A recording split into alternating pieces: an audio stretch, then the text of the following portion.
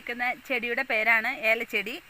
നമ്മൾ ഈ ഉണങ്ങിയ ഏലക്കായൊക്കെയാണല്ലോ കണ്ടിട്ടുള്ളൂ, നമ്മുടെ നാട്ടിൽ അതേ കിട്ടാനുള്ളൂ.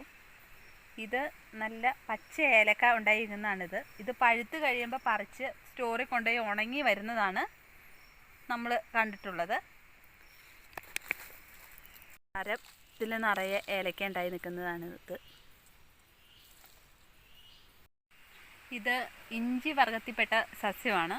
തണുപ്പ് കൂടുതലുള്ള സ്ഥലങ്ങളിലാണ് ഇതുപോലെ കായൊക്കെ ഉണ്ടായി വരത്തുള്ളൂ.